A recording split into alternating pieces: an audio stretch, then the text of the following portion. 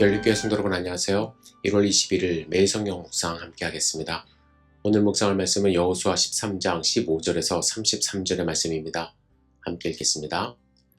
모세가 르우벤 자손의 지파에게 그들의 가족을 따라서 기업을 주었으니 그들의 지역은 아르논 골짜기가에 있는 아로엘에서부터 골짜기 가운데 있는 성읍과 메드바 곁에 있는 온 평지와 헤스본과 그 평지에 있는 모든 성읍 곧 디본과 바못 바알과 벳 바알 무온과 야하스와 그데못과 메바앗과 기랴다임과 신마와 골짜기의 언덕에 있는 세렛 사할과 벳부얼과 비스가 산기슬과 벤여 시목과 평지 모든 성읍과 헤스본에서 다스리던 아모리 족속의 왕 시온의 온 나라라. 모세가 시온을 그 땅에 거주하는 시온의 군주들 곧 미디안의 귀족 에위와 레겜과 술과 훌과 레바와 함께 죽였으며 이스라엘 자손이 그들을 살육하는 중에 부올의 아들 점술과 발람도 칼날로 죽였더라. 르우벤 자손의 서쪽 경계는 요단과 그 강가라.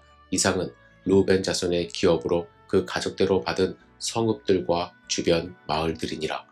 모세가 갓 지파 곧 갓 자손에게도 그들의 가족을 따라서 기업을 주었으니 그들의 지역은 야시엘과 길르앗 모든 성읍과 암몬 자손의 땅 절반 곧 라빠 아프이 아루엘까지와 헤스본에서 라맛 미스베와 부도님까지와 마하나임에서 드빌 지역까지와 골짜기에 있는 벳 하람과 벳니무라와 숫곳과 사본 곧 헤스본 왕 시온의 나라에 남은 땅 요단과 그 강가에서부터 요단 동쪽 긴네레 바다의 끝까지라.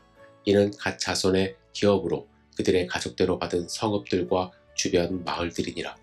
모세가 므낫세 반 지파에게 기업을 주었으며 므낫세 자손의 반 지파에게 그들의 가족대로 주었으니 그 지역은 마하나임에서부터 온 바산 곧 바산왕 옥의 온 나라와 바산에 있는 야일의 모든 고을 60성읍과 길르앗 절반과 바산왕 옥의 나라 성읍 아스다롯과 에드레이라. 이는 므낫세의 아들 마길의 자손에게 돌린 것이니 곧 마길 자손의 절반이 그들의 가족대로 받으니라.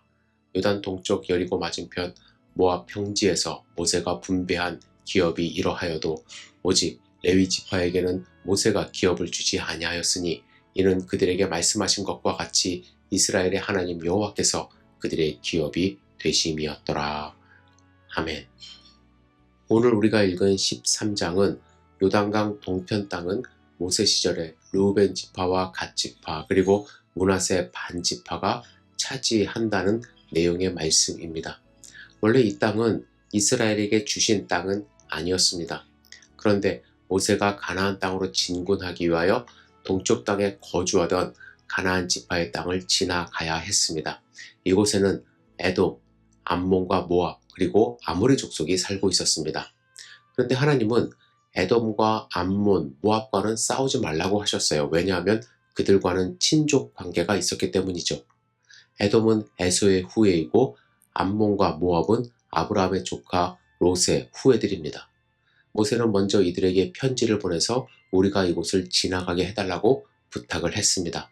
하지만 그들은 모세와 이스라엘 백성이 지나가지 못하게 했기 때문에 먼 길을 돌아가야 했습니다. 하지만 아모리 족속과는 싸울 수 있었습니다.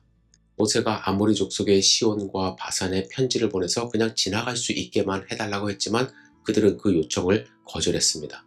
그래서 모세는 그들과 싸울 수밖에 없는 상황이라 전쟁을 치르게 되고 아모리 족속 시온과 바산 왕의 땅을 얻게 된 것입니다. 그리고 그 땅을 르우벤과 갓 지파의 자손들이 바라보니까 그것은 목축하기에 너무나도 좋은 땅이었습니다. 그리고 그들에게는 아주 많은 가축들이 있었어요. 그래서 그들은 모세와 제사장 엘르아살과 회중 지휘관들에게 찾아와서 그 땅을 먼저 분배해달라고 요청을 했습니다. 민수기서 32장의 말씀을 잠시 읽겠습니다. 아다롯과 디본과 야셀과 니무라와 헤스본과 엘르알레와 스밤과 느보와 부온 곧 여호와께서 이스라엘 회중 앞에서 쳐서 멸하신 땅은 목축할 만한 장소요 당신의 종들에게는 가축이 있나이다. 또 이르되 우리가 만일 당신에게 은혜를 입었으면 이 땅을 당신의 종들에게 그들의 소유로 주시고 우리에게 요단강을 건너지 않게 하소서. 이 말을 모세가 처음에 들었을 때 루벤과 갓지파에게 화를 냈습니다. 왜냐하면 그 땅을 먼저 주고 요단강을 건너지 않게 해달라고 요청했기 때문이죠. 이기적인 모습이었어요. 여러분, 루벤은 첫째 아들의 후손인데 아무리 장자로서의 역할을 빼앗겼다 하더라도 어떻게 자기들만 살겠다며 여기서 그냥 정착하겠다고 말을 합니까? 이유를 너무나도 그럴듯하게 대고 있죠. 우리는 가축이 많기 때문에 이 땅이 좋다라는 거예요. 하지만 리더로서 절대로 그 요청을 처음에 수락할 수 없었습니다. 루벤과 갓지파 자손이 요단강 동편에 주저앉음으로써 나머지 지파들을 낙심케 만들어 요단강 서편 가나안 땅에 들어가지 않고 물러날 것을 염려한 것입니다. 그때 루벤 지파와 갓지파 자손들은 요단강 동편에 가축과 아이들만 남겨놓고 건너가서 가나안 땅을 정복한 후에 다시 돌아올 것이며, 그렇게 되지 않으면 그 땅을 받지 않을 것이라고 서원을 합니다. 이 이야기를 들은 모세는 두 지파가 부장하고 요단강을 건너가서 정복한다는 조건 하에 요단강 동편에 머무는 것을 허락하게 되는 것이죠. 그래서 루벤, 갓, 그리고 므낫세 지파 중 절반이 요단강 동편 땅을 분배받아 정착하게 되었습니다. 이것이 첫 번째로 분배한 요단 동편 땅의 이야기입니다. 그리고 두 번째로 오늘 본문에 보시면 레위 지파에 대한 이야기가 좀 짧게 나와요. 오늘 본문 33절과 어제 본문 14절에 보시면 오직 레위 지파에게는 모세가 기업을 주지 않았다라는 말씀이 있습니다. 레위 지파는 레위 지파만 모여 살 수 있는 땅을 분배받지 못했어요. 그들은 각 지파로 흩어져 각 지파에서 제공하는 성읍에서 살아야만 했습니다. 이러한 성읍이 48개 정도 되었는데요. 여러분, 왜 레위 지파는 땅을 받지 못하고 흩어져 살아야만 했을까요? 여기에는 부정적인 이야기와 긍정적인 이야기가 있는데, 부정적인 이야기는 창세기에서 그 내용을 찾아볼 수가 있습니다. 야곱이 외삼촌 라반의 집으로 돌아와서 세겜이라는 곳에 정착했습니다. 그곳에서 딸 디나의 일로 디나의 친오빠 레위와 시몬이 아버지를 근심하게 하는 아주 큰 사건이 일어났습니다. 이 일 때문에 야곱이 레위와 시몬을 위해서 기도할 때 거의 저주의 기도를 하게 돼요. 창세기 49장 7절에 보시면 그 노여움이 혹독하니 저주를 받을 것이요 분기가 맹렬하니 저주를 받을 것이라 내가 그들을 야곱 중에서 나누며 이스라엘 중에서 흩으리로다 고 기도합니다. 레위와 시몬을 흩겠다고 기도한 것이죠. 나중에도 말씀드릴 수 있는 기회가 있겠지만 시므온은 역사 속으로 사라졌습니다. 하지만 레위는 조금 달랐어요. 레위 지파 가운데서 모세와 아론이 나오고 그들은 성전을 지키고 하나님의 말씀을 지키며 가르치는 지파가 되었습니다. 그래서 레위 지파는 흩어지기는 했지만 긍정적으로 흩어지게 된 거예요. 각 지파에 흩어지며 정치, 종교, 가정의 수많은 문제들에 대하여 충고와 조언을 해줄 수 있는 모세의 율법에 정통한 사람을 곁에 두게 하셨다라는 것입니다. 결국 나라 전역에 말씀으로 권면하며 가르치는 자들이 골고루 퍼질 수 있게 되었기 때문에 레위 지파를 각 지파로 흩어지게 한 것입니다. 그리고 여러분, 한 가지만 더 말씀드릴게요. 오늘 본문에 보시면 기업이라는 단어가 몇 번 등장을 합니다. 여러분, 기업은 어떤 뜻이 있을까요?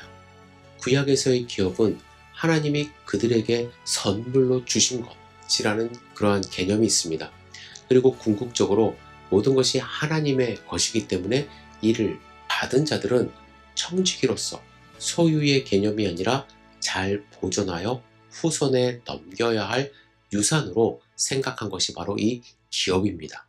그래서 하나님은 주신 기업은 그들 마음대로 팔거나 소유권을 함부로 옮기지 못하게 하셨습니다. 그런데 이 기업이라는 개념이 신약에서는 조금 확장된 의미로 나타나요. 예수 그리스도가 십자가의 대속의 죽음을 통해 새 언약의 중보자가 되심으로써 예수 그리스도를 믿는 자는 누구든지 영원한 기업인 영생과 하나님의 나라를 얻게 되었습니다.